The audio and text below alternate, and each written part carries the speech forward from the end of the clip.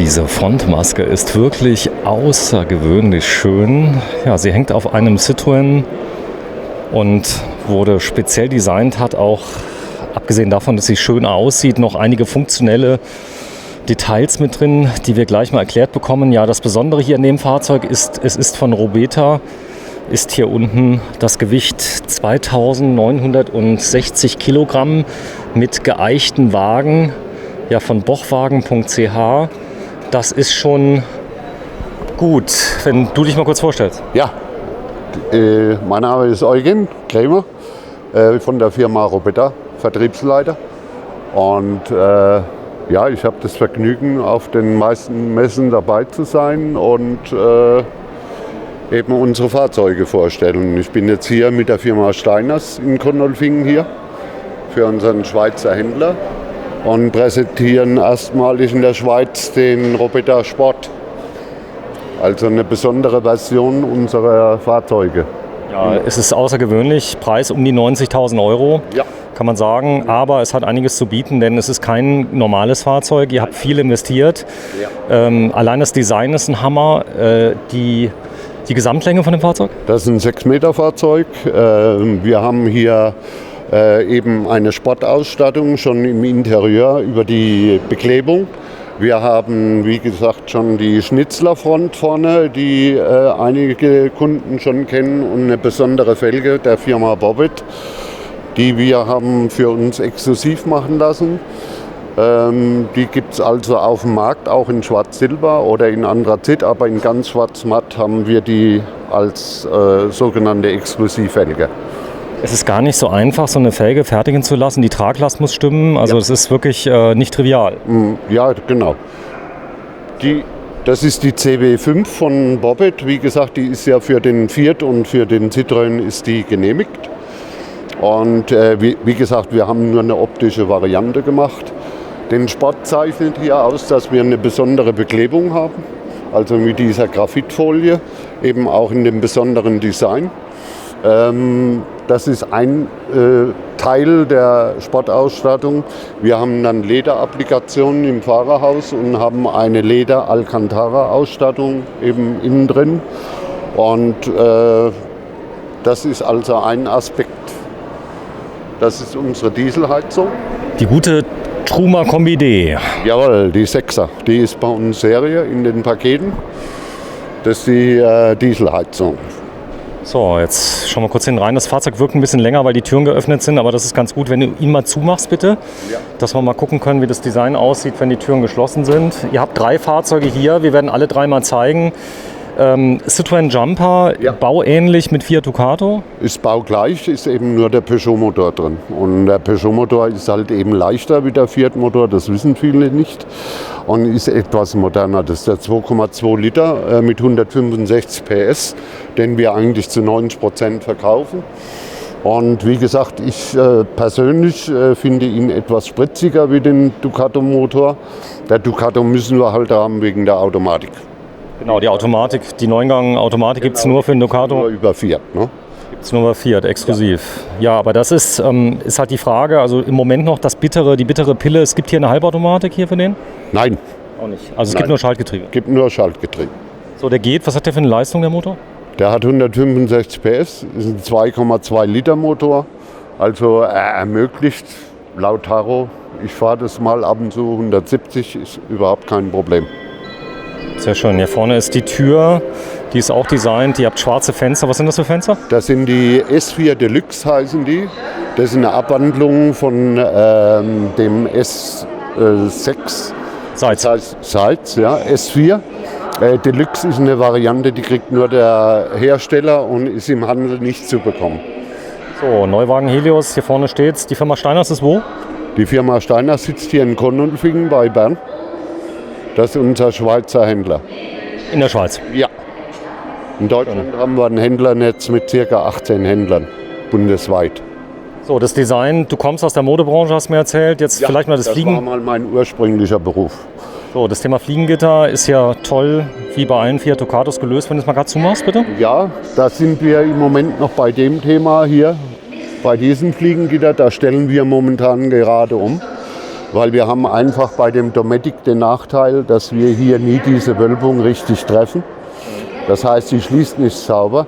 Wir arbeiten seit diesem Monat mit einem neuen Produkt, das also hier richtig schließt und die Farbe schwarz ist. Das heißt also, wir haben einen Heckrollo hinten drin, da sieht man die Qualität. Das ist aus Aluminium und läuft besser wie das von Dometic. Also das wird im Moment gerade gewechselt. Ja, die Farbe steht dem Fahrzeug gut. Ihr habt ja nicht die mega große Auswahl. Das heißt, bei Citroën gibt es wie viele Farben? Bei Citroën haben wir, ich glaube, 7 Farben. 7 Farben. Ja. Schön. Das ist eine Metallic-Farbe. Das sind Metallic-Farben und Weiß und ein Royalblau. Man sieht es bei uns im Prospekt, ganz easy. Da haben wir die 4. Palette. Sind sogar 8. Also Weiß, Schwarz, das sind alles Metallic-Farben, ausgenommen dem Royalblau. Das heißt, zur Not würde ich ihn auch in Weiß bekommen, wenn ich das unbedingt will. Natürlich, Weiß ist Standardfarbe. Die weiße Ware. Ja.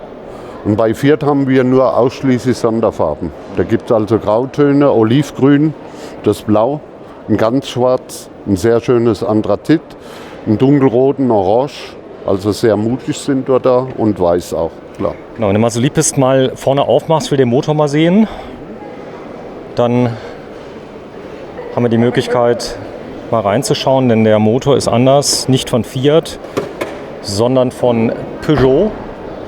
Der Motor ist von Peugeot? Bei Citroën und Peugeot ist ja immer der Peugeot-Motor drin, ne? So, man sieht nicht so viel, aber die Leute wollen ja auch mal reingucken. Der ist schon mal gefahren, der hier? Der ist ein Vorführer, der hat jetzt momentan 7000 Kilometer drauf. Rappeln, klappern, wie sieht es damit aus? Kein Problem. Das ist ja unsere Stärke. Rappeln, klappern gibt es bei Roboter nicht. Wir haben einen besonderen Möbelbau, der sich enorm unterscheidet von dem Fließbandfahrzeug. Wir bezeichnen uns als Manufaktur. Das heißt, wir haben einen wesentlich höheren Aufwand im Möbelbau. Und ja, das werde ich dann gleich dazu kommen und zeigen, warum, weshalb, wieso. Genau, wenn du mal zumachst, dann ist das Design wieder hergestellt. So, denn du hast etwas geändert. Der normale Holzaufbau hat Sperrholz, nenne ich mal, Pappelsperrholz. Das ist das normale Material. Das ist also, wie man es kennt, verleimtes Pappelholz. Da haben wir hier mal 2 Stücke ausgeschnitten. Dann sieht man in der gleichen Größe, das Pappelholz hat also hier bei der Größe ein Gewicht von 1,926 Kilogramm. Und wir haben seit Januar ein Baumaterial, was aus dem Flugzeugbau kommt, was sehr nachhaltig ist. Das heißt, es sind recycelte PET-Flaschen. Den Rest verraten wir nicht. Man sieht hier das Gewicht von knapp über 1000 Gramm. Das heißt, wir haben fast eine Ersparnis von 50% im Gewicht, was sich natürlich bei so einem Fahrzeug irgendwo bei um die 200 Kilo bewegt, was wir einen Vorteil haben gegenüber dem Pappelholz. Der Vorteil ist auch noch, es kann auch nass werden, das macht dem nichts. Das nimmt keine Feuchtigkeit auf. Es ist sehr leicht, dadurch auch keine Quietschgeräusche, ist allerdings sehr schwierig zu verarbeiten. Jetzt kommen wir zu dem einen Thema. Man sieht hier, wir haben keine Papierfurniere drauf, wir arbeiten mit HPL. Das ist ein 0,8 mm starker Kunststoff. Das ist also unsere Furniere. Die wird mit 210 Grad aufgeklebt und gepresst. Das heißt, wir sehen schon, wie stabil die Oberfläche ist. Ich kann also das Material kann ich hergehen. Ich kann hier also auch mal im Fahrzeug. Der Schlüsseltest. Da wäre jetzt Papier kaputt, da passiert hier gar nichts. Wenn du mal gerade so lieb bist, da mal drüber kratzt mit dem Schlüssel. So, das geht da auch. Das geht da auch. Ist also genauso belastbar. Ja. Das ist also, wie gesagt, das ist der Vorteil, was wir machen. Und dieses Material lässt sich auch nicht, was der Serienhersteller macht. Oder wir sagen Fließbandhersteller. Die Möbel werden alle verleimt und verzapft. Da wird nichts geschraubt. Bei uns gibt es keine Papperchen hier drauf. Also man sieht es im konventionellen Möbelbau. Und das ist eben stundenintensiv. Daher haben wir enorme Bauzeiten gegenüber, wo wir länger bauen, wie ein Serienhersteller, der eigentlich mit dem Akkuschrauber alles nur schnell mal zusammenschraubt. Ne? Ja, also wer jemals in einem Fahrzeug gefahren ist, weil ich habe eben so gefragt, ob es rappelt oder klappert. Also ich war mal ich nenne den Namen mal nicht, einen teilintegrierten gefahren, mit dem bin ich gefahren, 500 Meter bin ich sofort zurückgefahren. Das Innenraumgeräusch, eine Katastrophe, überall hat es gerappelt, geklappert, also Schubladen, ja, die auffliegen werden noch nicht mal, aber es krabbelt die ganze Zeit. Und du sagst, bei euch rappelt nichts. Ja. Okay. Also durch dieses Verzapfen, Verleimen haben wir ja nicht diese, wo das Rappeln meist herkommt, ist eben, weil die Teile einfach wie ein Billigregal zusammengeschraubt werden und dann durch die Bewegung des Fahrzeugs die Schraublöcher hohl werden und dann fängt das irgendwann an zu klappern. Ne? So, und wir schauen mal hinten rein, da haben wir angefangen. Der Kastenwagen ist sehr beliebt. Ihr baut im Moment nur Kastenwagen? Ja. Denn ich sag mal, es gibt eine große Zielgruppe, die sich die Kastenwagen kauft und mit denen auch im Alltag unterwegs sind, oder? Genau.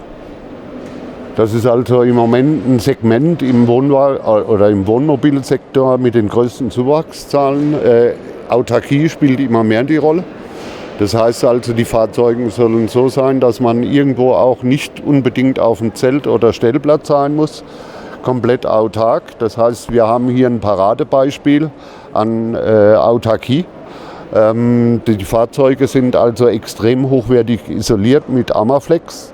Das heißt, wir haben nicht nur in den Seitenwänden Armaflex drin, wir haben in den Türen. Das Original habt ihr verbaut, Original Armaflex? Original Armaflex mit 26 mm Stärke. Ich kenne Armaflex, es ist extrem isolierend im Geräusch und in der Wärme. Genau. Es ist absolut frei von Verrottung. Ja. Es ist nicht brennbar, nimmt kein Wasser auf, genau. Ist aber nicht billig. Ich weiß, da liegt ja der Knackpunkt, was die Serienhersteller ja nicht können. A, ist der Aufwand zu hoch und die Kosten natürlich wieder zu hoch.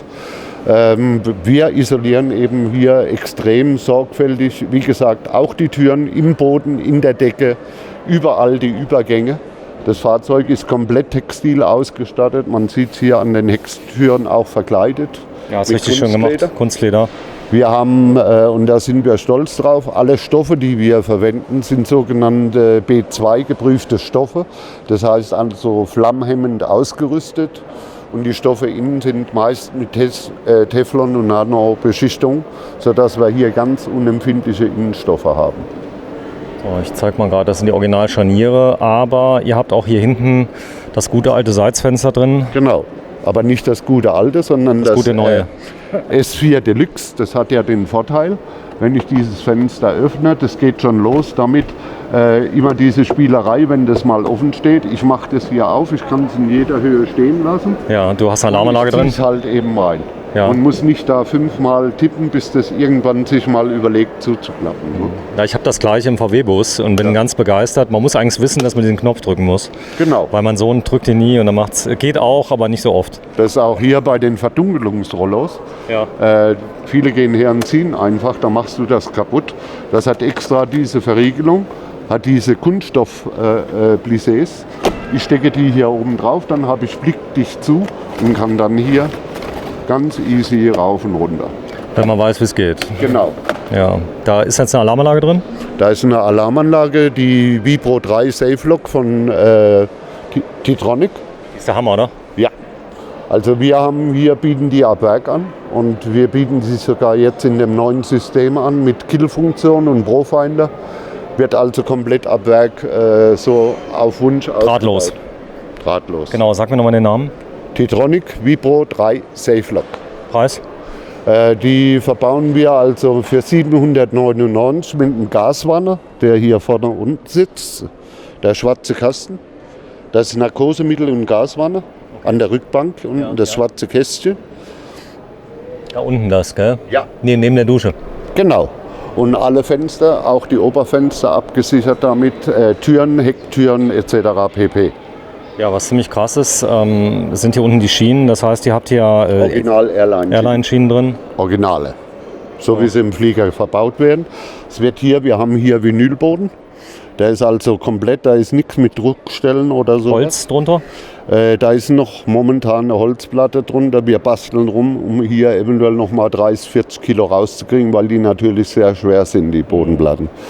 Kunststoff hat bisher nicht funktioniert, weil die brechen immer, weil wir Kabel und alles Mögliche drunter haben und das muss stabil sein. Die sind eingefräst in den Holzboden und sind natürlich durch die Karosserie befestigt. Wir liefern dazu, die habe ich jetzt außerhalb, gibt es dazu sozusagen feste Riemen. Die habe ich jetzt leider nicht hier drin, weil wir haben es ausgeräumt. Gar kein Problem. Da sind also noch diese verstellbaren Zurrpunkte dabei und eben auch entsprechende Bänder zum Festmachen. Ne? Ihr lasst fertigen in Slowenien. Die Slowenen sind unglaublich stolze Menschen, muss man sagen. Qualität ist für die absolut erste Prämisse. Ja, also wir lassen die nicht fertigen, sondern Robetta, wir sind in Kooperation mit Robetta. Das heißt, in Deutschland werden die Teile eben, sage ich jetzt mal, aus der Erfahrung vom Handel draußen in Design in Zusammenarbeit mit Robetta gemacht. Und Robetta ist ein slowenischer Hersteller. Wir sind stolz, wir sind volksstufig in Slowenien, Entschuldigung. Wir haben also eigene Schreinerei, das heißt, die Möbel werden im Hause gefertigt. Im Prinzip wird alles dort gemacht. Das ist Handarbeit? Das ist Handarbeit. Genau, wenn du die mal kurz öffnest, bitte. Ja. Die Klappe, ich will mal so eine Klappe von innen sehen. Das ist unsere Schublade, da eine sind Schublade. wir sehr stolz drauf. Mit Rollen, gell? Genau. Ich zeig mal gerade, wie die Die hat keine Rollen drunter, die hängt einfach in einer guten Schiene. In einem Auszug. Ja. So, und wenn du die mal gerade zumachst, ich will mal gerade das Geräusch hören.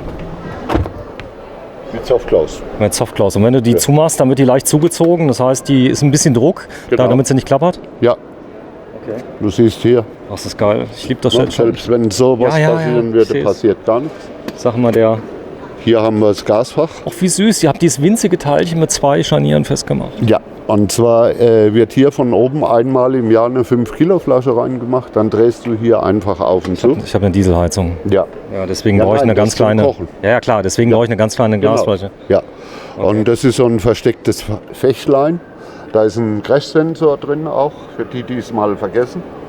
Also ist komplett abseits. Ja, und wir haben hier ein riesen Staufach nochmal hinten dran mit Rollladen. Ich zeig's mal gerade.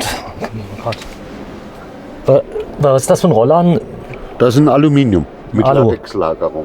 Mit Latexlagerung? Ja. Okay, das heißt, er klappert nicht? Nicht klappern, nein. Du kannst es zumachen und dann siehst du eigentlich, warte, ich mach das mal gerade. Dass da nichts groß scheppert oder kleppert. Ne? Das ist ein sehr beliebtes Fach. Warte, ich mach's da mal auf und zu. Ja. Hast du gehört, wie satt das runtergeht? Dann haben wir hier eine Abtrennung drin. Achso, die kannst du einklappen. Jawohl. Die hält magnetisch und du kannst dann auch, wenn du möchtest, von draußen an die Tür nach außen rein machen, wenn das hier voll ist, und kannst an das Fach dran. Aber es gibt noch was Geniales. Wir haben das jetzt zum Querschläfer, wie man sieht. Ja. Aber man möchte mal abends ein Buch lesen oder vielleicht Fernsehen gucken. Wir haben ein serienmäßiges Lounge-System hier drin. Achso, da kannst du die kurze Seite nutzen? Ja, und zwar beidseitig. Du kannst jetzt auf der anderen Seite hierher gehen und kannst, das ist wieder Vorführeffekt, Achso, auf der anderen Seite genauso. Machen und kannst dann oben an das Seitenfach ranfassen. Also, okay, dass du... Ich komme dann dran. Okay, der Vorteil ist auch, dass du zum Beispiel gegen die Tür die Füße stellen könntest oder hier gegen das Board. Mhm. Ist cool. Ich kann das hier also auch komplett hochklappen. Das heißt, es wird hier oben fixiert. Ich habe dann eben die ganze Geschichte hier oben. Und was das Schöne ist... Genau, wenn du mir das mal kurz zeigst mit der Fixierung. Oh, wie geil. Ein Fliegengitter. Nee, echt? Jo. Das heißt, ich gehe mal rein, demonstriere von innen, was der... Wie krass. Ein rückwärtiges Fliegengitter. Das habe ich... Ich war rückwärts an den See hin, leg mich hier einfach rein und mach dieses. Ja. Und guck hinten raus, ohne Biester. Sag mal, das habe ich noch nie. Ich habe jetzt so viel Kastenwagen gefilmt. Ich habe noch nie ein rückwärtiges Netz gesehen, was du schieben kannst. Ich weiß. Wieso? Wieso ist das so? Die einzigen, die das haben im Moment auf dem Markt. Okay. Also, ihr habt ein rückwärtiges Fliegennetz, was auch noch über diese Form geht. Das kommt ja mit hinzu. Das ist nicht gerade, sondern es ist schräg. Das heißt, es wird komplett geführt, geht hier rüber und ist leicht zu bedienen. Ja, ja, klar. Wir haben hier jetzt, das war noch ein alter Grundriss. Wir sind momentan hergegangen, haben die Matratzen um 3 cm gekürzt. Damit Achso, da geht es leichter. Damit es hier leichter drüber geht. Aber es geht immer noch so drüber. Das heißt, ich kann es auch halb schließen. Ich muss halt hier nur etwas reindrücken. Das war jetzt gerade das, warum wir das mir aufgemacht haben. Und dann kann ich das gerade hier so ein bisschen leicht drücken. Und dann ziehe ich das komplett runter. Ist hier unten auch verschlossen nochmal.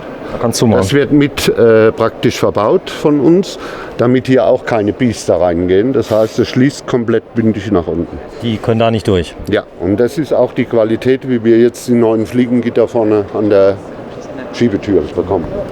Die sind so klein, dass die kleinsten Stechmücken auch nicht durchkommen? Ja, siehst du ja. Ja, die ganz kleinen. Ja. Ah, das ist cool. Du hast es hinten nicht ganz runter gemacht, glaube ich. Doch, jetzt ist runter. Ja. Okay, wenn du mir mal kurz zeigst, wie man das da oben einhängt, bitte. Mach mal. Ja, dann muss ich hier die Matratzen rausnehmen. Die falte ich einfach. Ja. So, die sind dreiteilig, ist ja klar. So, das lege ich mir dann hier im Fahrzeug rein sozusagen. Ach so, die kannst du komplett falten. Ja.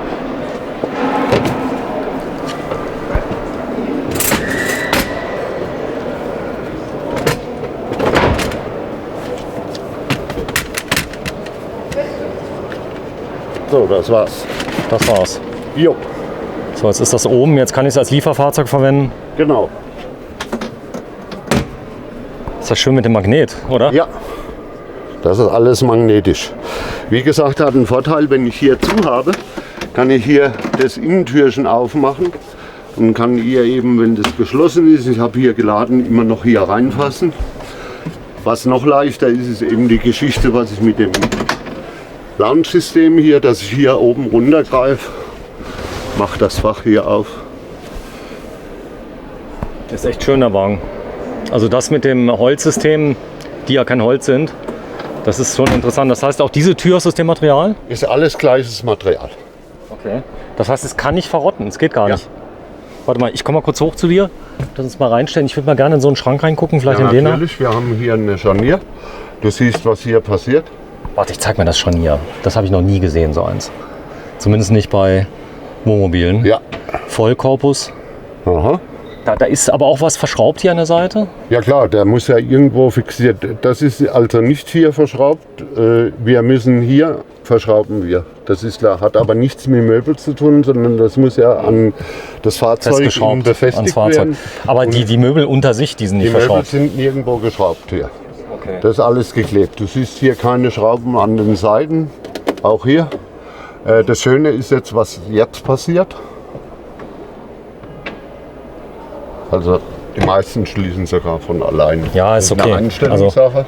Das ist aber, Ne? Es ich sag ist ja mal, immer gleich. ich kann damit aber leben, muss ich ehrlich sagen, weil wenn es nicht ganz zu ist, man ist ja doch im Alltag. Hier vorne wird es öfters benutzt, da ist es also, da funktioniert es. Es geht ja auch darum, wenn ich ja fahre, losfahre, ich habe eine Checkliste, die ich abarbeite, dann mache ich alles nochmal zu. Ja. Macht das, wer das nicht macht, bei dem fliegt sowieso früher oder später was raus. Ja, klar. Weil irgendwas drückt mal dagegen, dann Ja. geht es doch nicht zu.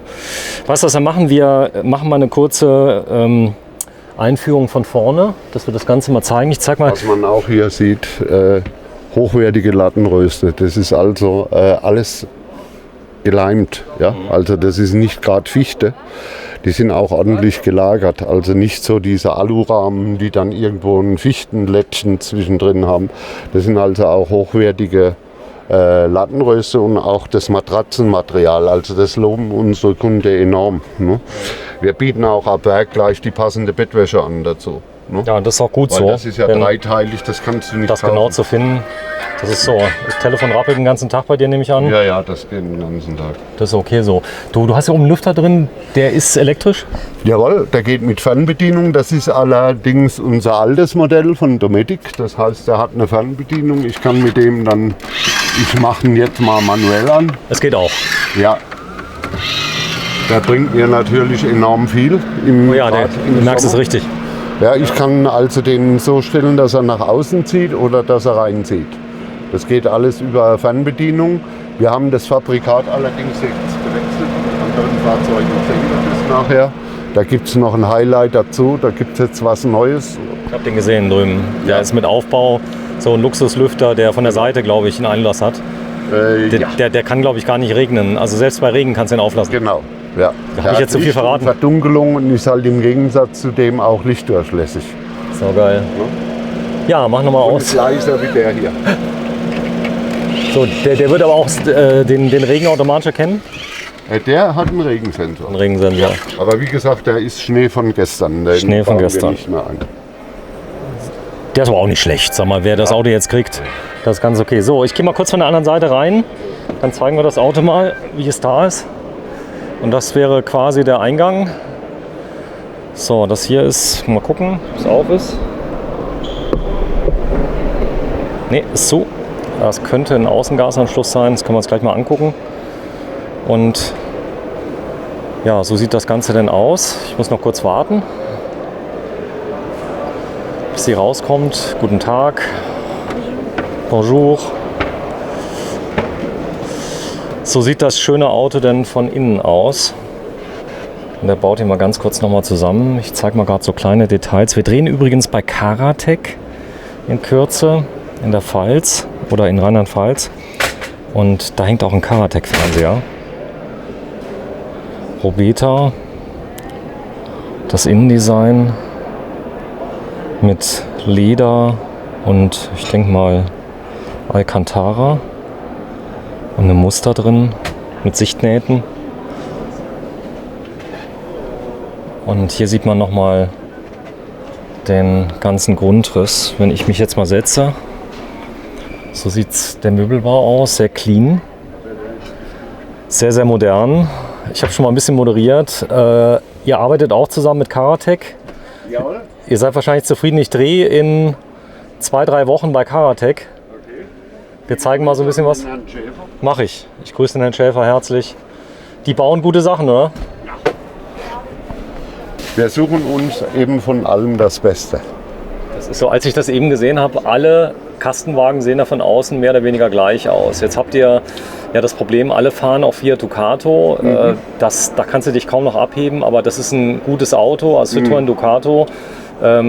Es gibt keine Alternative dazu. Also so schön ein Mercedes ist, so schön ein VW ist, alle leiden unter dem gleichen Problem Gewicht und vor allen Dingen die Innenmaße.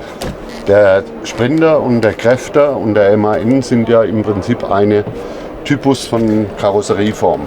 Das heißt, wir haben ab diesem Punkt hier eine Verjüngung nach oben und haben hier oben noch schmäler. Das Fahrzeug ist insgesamt 14 cm schmäler innen drin. Das heißt, ich kriege auch keine vernünftige Liegefläche hinten. Deswegen sind die Fahrzeuge relativ gedrungen und sehr hoch innen drin. Das ist der einzige Vorteil. Aber es ist ein bodenloses Unterfangen, einen Mercedes unter 3,5 Tonnen bringen zu wollen. Also fahrbereites Gewicht. Die haben ja jetzt das Problem, also bei Volkswagen, dass sie das Automatik, nicht das Automatik, den Vierrad gar nicht mehr anbieten können bei den kurzen. Genau. Geht gar nicht mehr. Einfach zu schwer ist. Die bieten gar nicht mehr an. Also es gibt bei dem 600er gibt es keinen Allrad mehr. Ja, ja. Den gab es noch letztes Jahr, aber wer den gekauft hat, war quasi ab Werk überladen. Ja, ja, genau. Das ist ja die Problematik bei den Fahrzeugen. Die sind einfach zu schwer. Man muss merken, das Fahrzeug wiegt ungefähr 200, 250 Kilo schon mehr im Leerzustand wie ein Fiat oder ein Citroën. Der ist halt, der Ducato oder der Jumper ist eben quadratisch praktisch gut. Der ist also ohne Verengung, das heißt, er ist viereckig. Ich habe das optimale Raumgefühl hier innen drin. Und da gibt es im Kastenwagen momentan keine Alternative dazu. Es gab schon in der Vergangenheit wunderschöne Fahrzeuge wie Hyundai und sowas. Immer das gleiche Problem zu schmal. So, hier vorne sind die verschiedenen Polster. Du hast es mitdesignt oder du bist der Designer? Ja, das ist jetzt unsere Sportversion. Das ist echtes Leder mit Alcantara. Das gehört in dieses Sportpaket rein. Wir polstern ja die sozusagen eine Firma bei uns am Ort, die polstert die für uns, die werden noch separat aufgepolstert. Daher haben wir natürlich eine sehr hochwertige Sitzqualität hier drin und haben eben zu jedem Interieur, wie man hier sieht, also auch unterschiedliche Farben. Das ist ein Kunstleder, wo allerdings jeder Laie sagt, oh, das ist Echtleder, das ist eine Mikrofaser. Wildleder. Wildleder, das nennen wir, aber das ist ein sogenanntes Eco-Leder. Das hat nichts mit dem normal verwendeten Kunstleder zu tun. Das hat wirklich einen Touch wie ein normales Leder, ein echtes Leder. Ist auch sehr strapazierfähig, fleckenunempfindlich. Also wir haben selbst bei diesen Fahrzeugen mit dem Interieur hier keinerlei Probleme, dass da Flecken drauf sind. Das ist genau wie die Außenverkleidung. Salz in warmes Wasser rein, auf Mikrofaser, drüber Gewicht weg. Das kann man bei Sitzen, bei allem machen. Und nochmal Salz?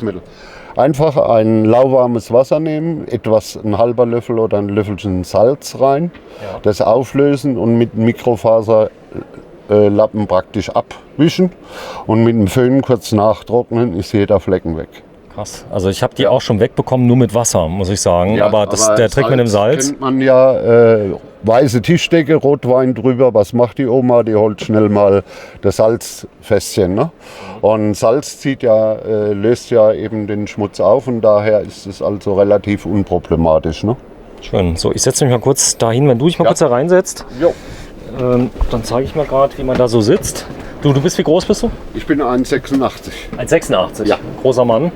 Hier vorne hast du Lampen drin mit Touch. Die haben wir selber entwickelt. Das ist also auch nachrüstbar, die Lampe. Die ist also exakt in diese Vertiefung, die mich immer gestört hat bei den Fahrzeugen. Und dann kam ich letztes Jahr mal auf die Idee, dass man hier eigentlich eine schöne Lampe reinmachen könnte. Und jetzt sieht man die wenigstens, die Vertiefung. Die sieht man nicht mehr und diese Lampe ist also auch dimmbar. Die kann ich in jeden Ducato und jeden Jumper Boxer einbauen. Das heißt, er liefert die auch, wenn einer anruft, sagt, ich kenne die Lampe. Also über unsere Vertriebsgesellschaft gibt es die auch in der Nachrüstung oder über die Robetta-Händler. Die Lampe wird einfach unten Strom abgenommen. Die ist montagefertig. Das sind für einen Fachmann 20 Minuten Arbeit. Dann ist das Ding eingebaut. So, Teil 2. Wir werden gleich nochmal zurückkommen. Im Robetta, der Name dieses Fahrzeuges?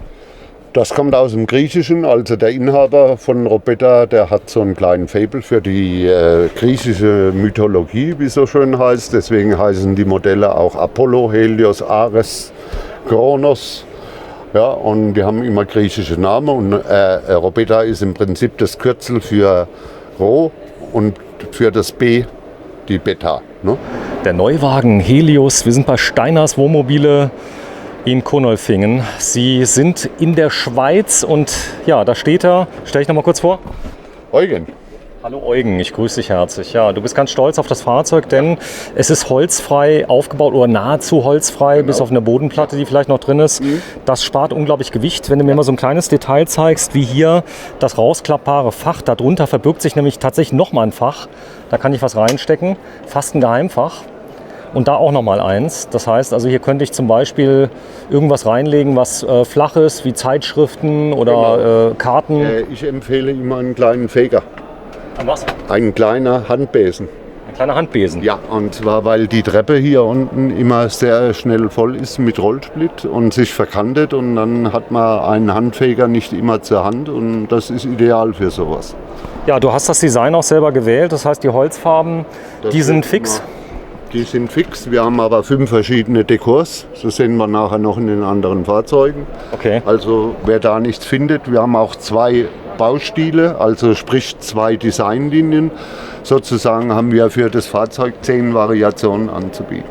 Ja, das ist ja sehr modern. Das kam vor ca. 4-5 Jahren, kam ja dieses Holz, diese Holzoptik. Das Besondere ist allerdings, dass da kein Holz drin ist, sondern das ist ein spezieller, ich nenne es mal einen Kunststoff. HPL. Ja. Es gibt CPL, HPL. HPL ist die oberste Güte, sage ich jetzt mal, bei Holzfurnieren. Die sind schlag- und kratzfest.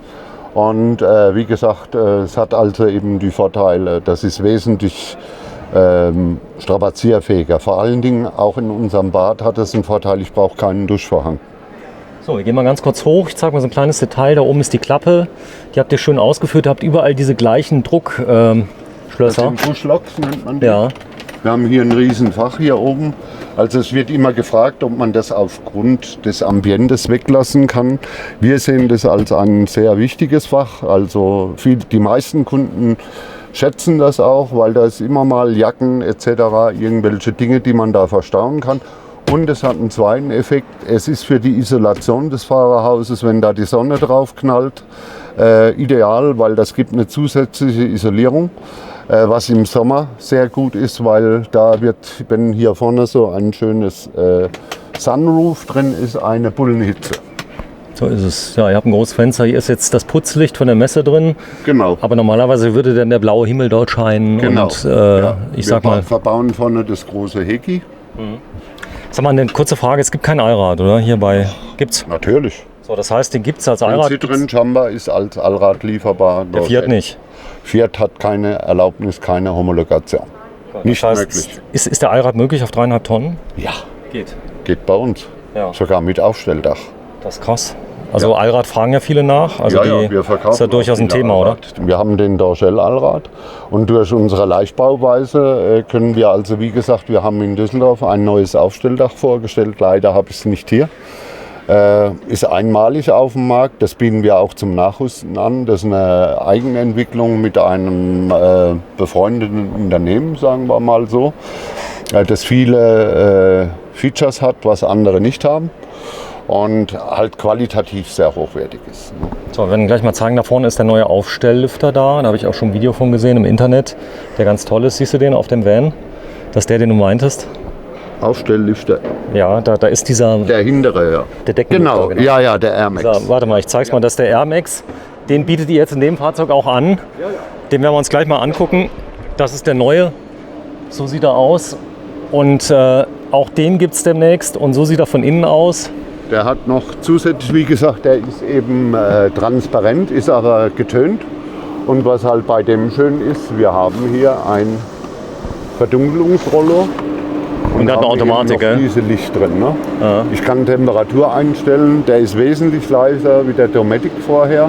Ich kann manuell bedienen und eben über Fernbedienung. Ne? Sehr schön. So, komm, lass uns noch mal kurz zurückgehen. Das haben wir alles hier drin erklären. Das ist wahrscheinlich ein Gasanschluss außen. Das ist ein Außengasanschluss. Der ist zu? Der ist zu, der ist abgeschlossen, kann aber gerne aufmachen. Genau, mach mal auf. Ich in der Hosentasche. Ich habe es nämlich eben probiert. Es ging nicht. Also mal liegen. Ich glaube, dass ich ihn hier dran habe. Jawohl. Oder? Ja. Ist das nicht? Dann ist es doch die andere. Oh, ist nicht schlimm, wenn es nicht geht. Ist das hier. Aber da kann man einen Grill anschließen. Ne? Genau. Sehr schön. Das ist sehr praktisch. Es gibt ganz tolle Grills, Genau. die man klein zusammenfalten kann Man mit muss 30 allerdings aufpassen, 30 Bar. Also es gibt viele Grills, die mit 50 Bar gehen. Das ist hier nicht erlaubt. Der ist maximiert auf Ist Millibar. 30, ja. Genau, ich habe gerade eben gesagt Milliampere. Es tut mir leid. So, da vorne ist Wassertankgröße vom Tank. Ja. Wir haben einen Tank, der ist angegeben mit 115 Liter. Wir haben gerade vor 3 Wochen Test gemacht. Wir kriegen 125 Liter rein. Okay. Das heißt, ihr habt euch vertan. Ja, wir haben es halt ausprobiert Positiv. bis oben hin. Ja, im positiven Sinne. Das hört man ja mal gern. Warte mal, ich zeig mal außen. Jetzt, wo wir schon bei den Klappen sind. Wo wir schon mit der großen Klappe agieren. Ihr habt einen Sog. Wir haben hier eine Außendusche drin. Oh, wie geil. Ja, da ist ein Warm und kalt? Warm und kalt. Mit der guten Truma D. Und hier vorne sieht man auch das Material. Das ist kein Ja. Holz an der Seite. Hier sieht man, dass wir sogar noch in diesem Bereich bei Toiletten auch noch Möbelbau betreiben. Ne? Ich habe das eingelassen. Sag mal so, der Tipp, wenn ich auf längeren Reisen bin, 2 mitzunehmen, 2 Kassetten, Funktioniert nicht. geht nicht in der Praxis. Warum nicht? Macht keiner. Weil ich habe jetzt mit vielen gesprochen, die 2 Stück mitnehmen, die dann tauschen, macht keiner. Noch nie gehört. Okay. Also einer hat mich mal gefragt, und dann sage ich, dann musst du ja eine bestellen. Also wir sehen hier nichts vor dafür. Was soll ich ein Blatt hernehmen? Nee, ich meine die ich einfach hinten reinlege, die zweite. Ja, gut, die kann sich ja jeder im Zubehör kaufen. Die sind ja bestellbar. Kann Gut. ja jeder machen. Autarkie, das große Thema, Ja, was du ja gut. gesagt hast. Okay, super. Komm mal mit. Also ich bin jetzt schon ganz begeistert. Du darfst mal hier oben aufs Dach filmen, dann wirst du eine Überraschung erleben, wenn du gerade mal hier drauf gehst. Genau, wenn du mal kurz hältst Ja. und das moderierst, was ich mache. So, dann darfst du nämlich mal sehen, wir haben hier oben 345 Watt Solar verbaut ab Werk. Ab Werk. Das geht von vorne bis hinten, ja. 345 Watt. Ja. Ja, Das habe ich auf meinem großen, habe ich jetzt 180 habe ich jetzt. Wir haben hier 345 verbaut. Okay, das heißt, das Ding ist quasi autark, wenn... Der ist autark, weil der hat zudem noch eine 200 Ah Lithium vorne unterm Fahrersitz. Das heißt, ich bin im Prinzip zum Thema Autarkie ohne Strom unterwegs. Gut bedient. Wahrscheinlich noch einen ordentlichen Booster drin, oder? Wir haben einen Ladebooster drin von Votronic und haben einen Dual-Sensor, also Solarregler drin, der nicht nur den Aufbau reguliert, sondern eben auch die Fahrzeugbatterie wird da durchgeladen. Also das gehört zur Autarkie. Hier haben wir zum Beispiel ein Sichtfeld, wo man die Solarwerte abrufen kann. Wenn ich hier dann... Ja, mal schauen, wahrscheinlich bei der Anlage ist er jetzt noch selbst im Schatten lädt, ja. Nee, er lädt ausnahmsweise mal nichts, aber das kann man nicht erwarten hier drin. Ja, genau. Ne? Nee, es gibt so Leute, die erzählen mir dann, ja, der macht selbst in der Halle unter der Straßenlampe, genau. Lädt er mit 50 Watt. Mitternacht im Mond. Genau. Ne? Also wir haben auch noch was Besonderes hier drin. Wir haben ein paar Features noch eingebaut für den Menschen, der bequem unterwegs sein will. Ich suche gerade wieder mal eine Fernbedienung. Ich befürchte es. Ja. Ich zeige mal gerade, hier unten hat man nämlich etwas, Genau. was ich noch nie gesehen habe. Genau. Das heißt, das ist eine elektrische Beinstütze. Die kann für den schönen Fernsehabend oder nach der Wanderung die Entspannung. Echt? Ja, Das gibt's? das gibt's. Nee, das gibt's echt? Doch. Bei uns gibt's fast alles. So, die muss man mal vorführen. Zeig mal. Schlafst du drauf? Nee, geht ja nicht, ich muss ja filmen. Alles klar. Ich würde mich direkt raus, ich schlafe direkt ein. So, für den schönen Fernsehabend machen wir das dann so. Und dann können wir noch hergehen. Hier kommt noch eine Verlängerung jetzt dran. Dann drehen wir das so. Und dann haben wir hier auch einen schönen Tisch, was eigentlich auch ungewöhnlich ist in so einem Fahrzeug. Nochmal, die elektrische Beinstütze, die habt ihr selber entwickelt oder ist das im Zubehör? Die gibt es im Zubehör. Die habe ich Für den entdeckt. Sitz, den Ducato. Ja. Die wird hier gerade unter die Konsole gebaut. Ist natürlich nicht für jeden Laien easy machbar, aber in dem Fall geht es schon. Cool. So, du hast eine Fernbedienung, drückst drauf, dann fährst du wieder rein. Da fragt man sich natürlich, warum elektrisch, beziehungsweise mit einer Fernbedienung der Schalter. Mit Klappen wird es schlecht gehen. Genau. Okay, das heißt, fährt nicht rein. Das sind Also so. wir kennen so, ich habe so auf dem Markt gefunden und ich kann nicht, sage ich jetzt mal, so was Existierendes umfunktionieren. Dann Nein, es funktioniert ja. Also es ist ja klar.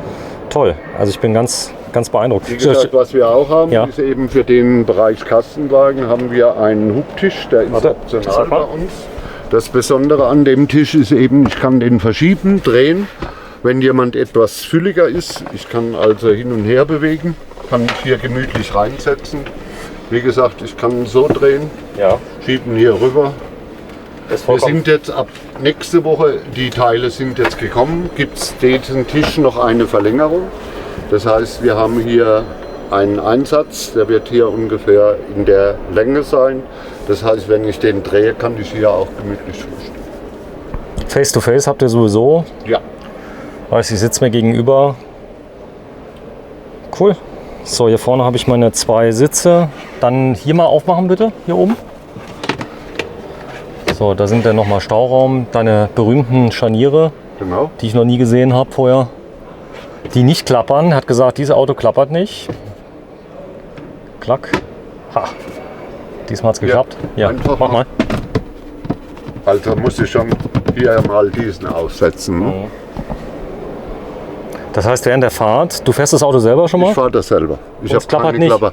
Das Einzige, was mich im Moment nervt, ist der TV-Halter. Ja. Der klappert etwas, aber da gibt es jetzt Gott sei Dank einen ganz neuen. Der wird jetzt also zukünftig auch verbaut. Der ist auf Silikon gelagert. Da haben wir das Thema weg. Und hier gibt es leichte Probleme, dass das hier während der Fahrt etwas Schwingt. klappert. Aber jetzt habe ich rausgefunden, je nachdem wie man den Sitz stellt, ist das Klappern weg. Aber das sind die, sage ich jetzt mal, die 2 einzigen Punkte, die bei mir im Moment Aber die Möbel selber, das klappert nicht. gar nichts. Gar nichts. So, ich zeig mal gerade ein kleines Detail. Ihr habt riesen Schubladen drin. Ja. Wenn du mal kurz eine mal von der Seite öffnest, Ja. die sind echt riesig und ganz tief. Ah, eine Innenschublade. Ja. Ist ja cool. Die muss ein Dieb erstmal finden. Gut, ich habe es jetzt gefilmt. Ja. Aber der, so. Die sind So, wenn die unten mal aufmachst, dann spannend, jetzt sind meine Füße hier. Aber auch das geht, also sehr tiefe Schubladen. ja, Und die Belastbarkeit? 50 Kilo. 50 Kilo. Ja. Cool. Du hast auch keine Kosten und Mühen gespart beim Kühlschrank, einen Kompressorkühlschrank eingebaut. Nein, hier darf ich noch eine Schublade Ja, warte. zeigen, wenn wir schon dabei sind. Ja, Schublade. Schuhe. Nicht nur Schuhe, es gibt immer Kleinkram hier. Und das ist halt Möbelbaukunst. So was würde ein Serienhersteller nie bauen. Ist viel zu aufwendig. Dann ist hier drunter die ganze Elektronik verbaut. Das heißt, wir haben hier drunter die Heizung. Wir haben die komplette Elektronik. Warte, ich filme mal gerade rein von vorne, weil das ist so wichtig. Das müssen wir gerade mal rauslassen, dass ich einmal kurz hier zur Seite gehe. Da, ach so, das ist der Grund, warum da draußen die Löcher drauf sind. Genau. Zur Wir haben Entlüftung. hier unten die Heizung sitzen, unter der Sitzbank. Und nach vorne ein Abteil, wo die ganze Elektronik verbaut ist, inklusive Wechselrichter, inklusive Ladebooster und die ganzen Sicherungskästen. Das heißt, da komme ich leicht ran. Ja, So, und das Schöne ist auch, hier sieht man immer wieder, das ist ja cool, ihr könnt die Löcher einfach offen lassen, weil das Material ja innen, das siehst du gar nicht. genau. Und es ist weiß und es nimmt keine Feuchtigkeit auf, Ja, ohne Holz. genau. Holzfreier Möbelbau, Holzfreier Möbel, nachhaltig sagen wir dazu. nachhaltig, aus Ja. im Prinzip recycelten Plastikflaschen. Genau. Das ist geil. Und die Kunden fragen immer, riecht das oder gibt es da Ausdämpfung? Nein. PET hat keine Ausdämpfung, deswegen nimmt man die auch für Flaschen, für Getränke, für Lebensmittel. Also hier ist überhaupt absolut nichts zu riechen, es gibt keine Dämpfe, weil das Ganze ist mit Harzen gebunden, also so naturrealistisch, wie es nur geht. Ne? Ja, das ist schön, das Kochfeld. Das ist außergewöhnlich. Optional. Optional. Preis? Hat da für 199 €. Wir mussten da die Küche abändern. Wir sind Naja, nachher in einem anderen aber bei Fahrzeug 199 €, die würde ich da investieren, weil du hast 2 getrennte Kochfelder. Genau, darum geht es, dass also in dem Bereich hier, wir können hier eine große Pfanne, einen großen Topf separat stellen. Ich habe hier auch diese Fläche, was heißt, wo schneide ich meine Zwiebel, kann ich hier machen.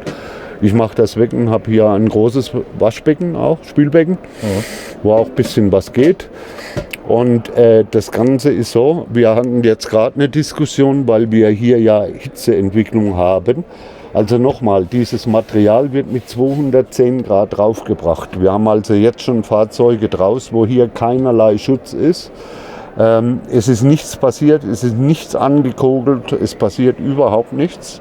Das Einzige, was wir uns eventuell umdenken müssen, ist, dass wir hier oben einen Wärmesensor von der Heizung haben, dass wir den woanders platzieren, weil beim Kochen dann im Winter dann doch mal vielleicht Wärme hochkommt das und die beeinflusst Heizung wird. abschaltet. Ja. No? Ja gut, ist ja vielleicht auch gar nicht so schlecht dann. Ich guck mal gerade, aber wenn der Prinzip woanders sitzt, ist es etwas genauer. Zeig mal gerade den Kühlschrank. So, das ist ein Yachtkühlschrank aus dem Isotherm. Yachtbau. Dieses Teil liegt ungefähr im Handel bei 1800 €. Der ist komplett Edelstahl. Der läuft jetzt. Man hört den so gut wie gar nicht. Kompressor. Das ist ein Kompressor.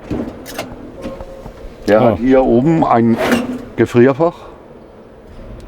Ich kann hier schön Joghurt oder sowas reinstellen noch. Habe hier eine Zwischenschublade Okay.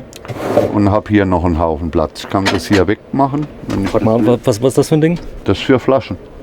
Also, die kannst du reinstellen. Einfach, dass ich hier Flaschen, dass sie nicht umfallen, dass ich die fixiere. Oder ich kann es auch wegmachen. Und es ist super schön, wenn du zumachst.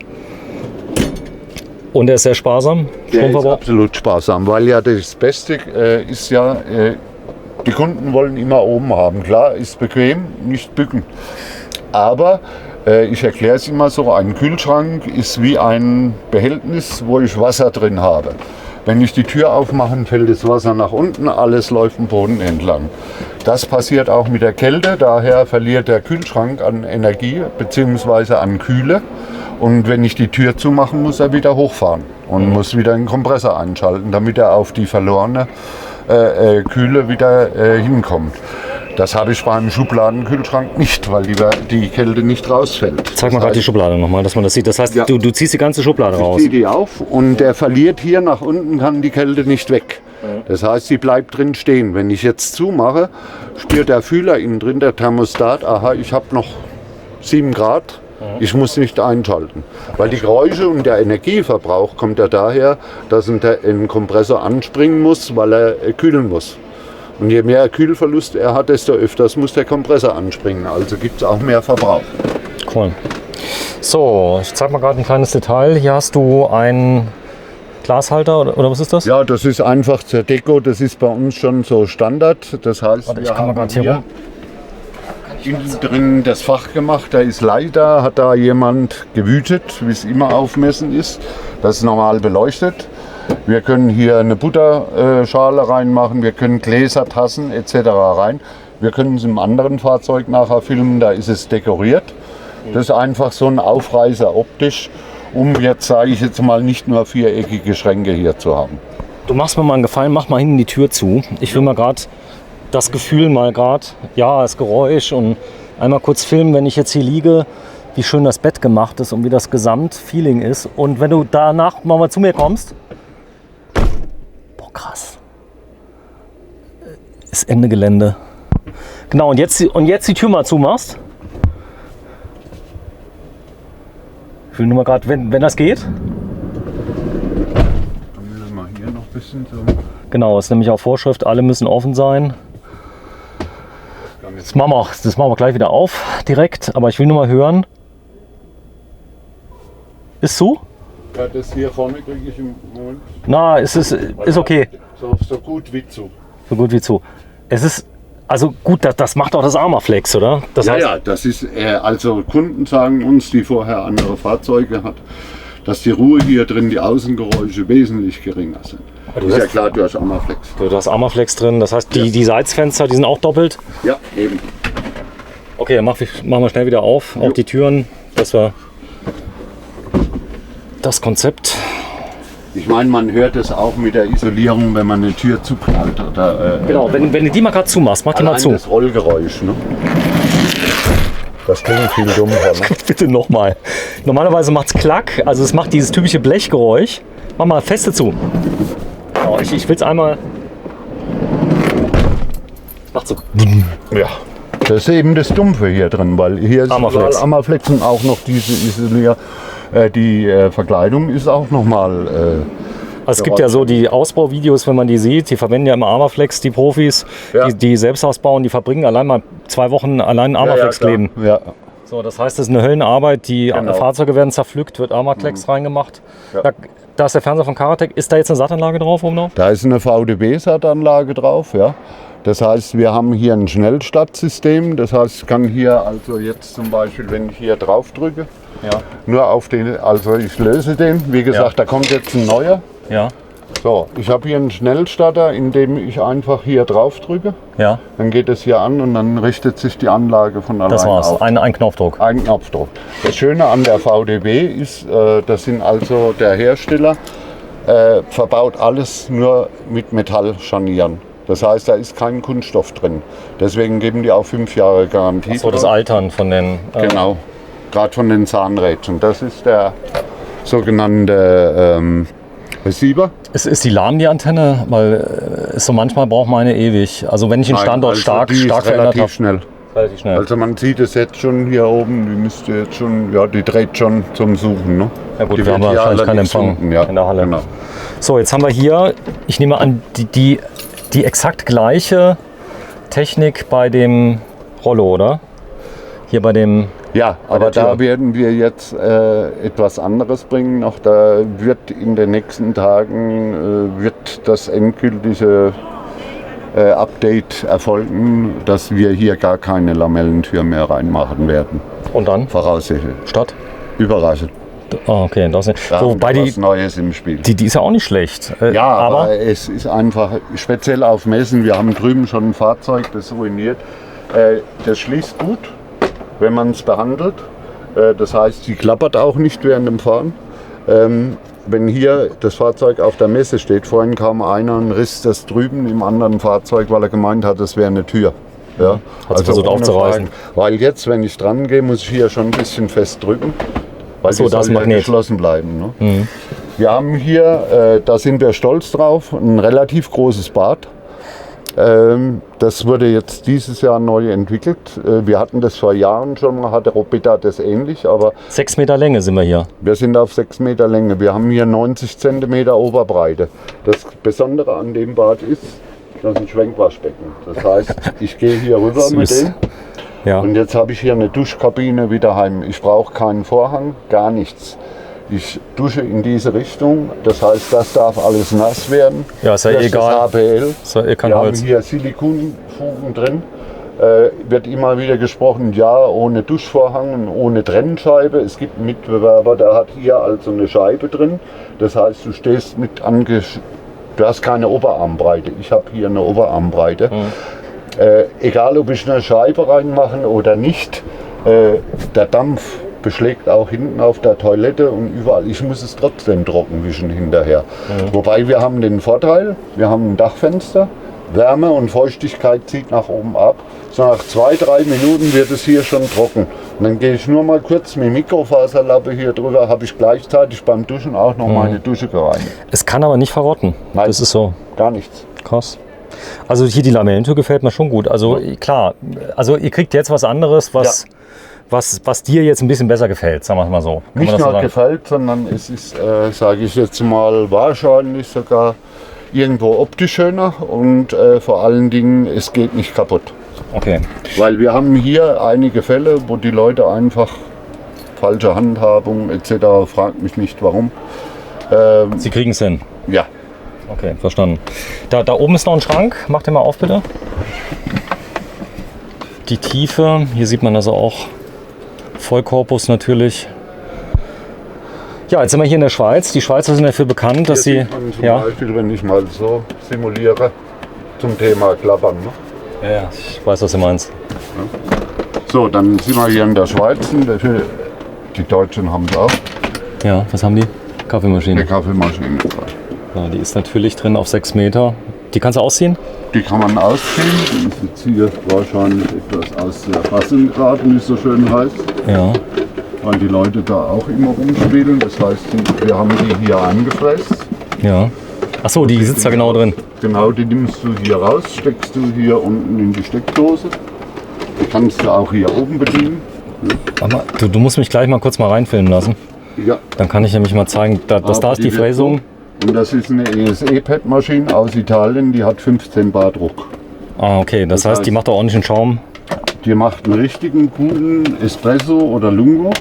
Der Vorteil noch an der Geschichte, die hat also eine Edelstahlbrüheinheit, geht mit sogenannten ESE-Pads mit 7 Gramm Kaffee drin und die ist halt mit 660 Watt Verbrauch, ist die enorm sparsam. Ja. Wir haben hier Wechselrichter verbaut mit bei der Kaffeemaschine. Wie groß der Wechselrichter? Wir haben hier jetzt einen Tausender drin, also mit 2000 Watt Sinus. Aber kann man bei uns auch 2000er bestellen mit Vorrangschaltung, dann sind auf allen Steckdosen haben wir 230 Volt. Ne? Okay. Das heißt, ich habe die hier ausgefräst, ich stelle die hier rein in diese ausgefräste. Ja gut, die ist ja normalerweise auch angeschlossen dann. Ja. So, okay. Ja, das war mal, aber die meisten nehmen sie raus. Wir werden sie also in Zukunft nicht mehr oben anschließen, weil es doch mit dem Wasser nachfüllen braucht. Aber ich habe zumindest einen festen Platz dafür. Okay, verstanden. Das heißt, man nimmt die raus, stellt sie irgendwo hin, Hier, aber ich habe einen festen... Ah, da drauf, okay. Jetzt habe ich es verstanden. Stellfläche. Das heißt, du benutzt sie nicht drin, sondern... Ja, genau. So, da ist noch ein kleines Fach. Haben wir das schon aufgemacht? Ich denke, ja. Das ist auch eine Besteck? Schublade. Ja. Und hier haben wir einen kleinen Kleiderschrank. Ja.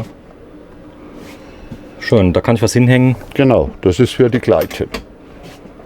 So, komm, wir gehen mal raus, machen Abmoderation. Wir haben da 2 Autos vor uns. Ich verstehe auch so langsam, was du willst. Am Anfang, als ich hierher gekommen bin, habe ich gedacht, aha, schon wieder irgend so ein Kastenwagenhersteller. Aber, ja, achso, die Sattanlage dreht sich. Ja. Na gut, die wird hier nichts finden. Ja, In der warten Halle. wir mal. So, Neuwagen Helios. Und wie er hier steht, auf Citroën Jumper HDI mit 165 PS. 94.575 Frankli, da ist die Schweizer Mehrwertsteuer mit drin. Ja, also der Preis ist in Deutschland, der Listenpreis von dem Fahrzeug, wie es hier steht, ist 88.200 €. 88.200 €. Ja. So, mit Lithium, mit 200er Lithium unterm Sitz. Hier unten ist der Dummy davon. Sehen wir das? ja, das ist die. Startkraft ist ein deutsches Fabrikat. Was hier in der 200er genial ist, die ist relativ leicht zu montieren. Das heißt, ich schraube hier vorne auf den Sitz und hebe den an und kann dann hier die 200er Lithium gerade runterschieben und schraube die dann hinterher hier einfach mit 2 Schrauben fest, ist die gesichert. Und der Preis von der? Die 2000? liegt bei uns 2.399, wenn man die mitbestellt. Wie gesagt, das ist also komplett, die hat 5.000 Ladezyklen. Da gibt es nämlich viele, die hier behaupten, wir sind super, wir sind gut. Es gibt Batteriehersteller, die geben 2.000 bis 3.000 Zyklen an. Also Startkraft sagt 5.000 Zyklen und wenn man mit der gut umgeht, hebt die auch 10 Jahre. Ist das gar kein Problem. Ja, ich sehe, die hat ein BMS mit drin, gell? Die hat ein BMS mit drin, das heißt, die merkt, wenn sie leer ist und schaltet ab. Genau. Und sie hat eine App. Und sie hat eine App. Schön, dann kann ich das sehen. Ja, ich habe das letzte Mal meine AGM-Batterie habe ich mal so ein Teil dran gemacht für 20 €. Das war ganz interessant zu sehen, wie schnell die sich entlädt mit Kleinstverbrauchern. Das geht rasend schnell. Genau, da sieht man auf einer App auch, wie der Verlauf ist und so weiter. Genau. Du machst das schon. Du machst das schon wie lange jetzt mit den Wohnmobilen? Zugegebenermaßen sind 5 Jahre. 5 Jahre erst. Ja. Genau, kommst aus der Modebranche. Quereinsteiger. Ist vielleicht gar nicht schlecht, damit Nein, man ich sehe es mit anderen Augen. damit man mal neuen Wind reinkriegt in die ganze Branche. So, hier steht er und ich mache mal ein Bild von vorne. Jetzt steht euer Tischchen hier im Weg, aber das kriegen wir irgendwie hin. Von oben ein bisschen auf Citroën Jumper-Basis. Der Robeta Helios. Vielen Dank fürs Einschalten. Tschüss.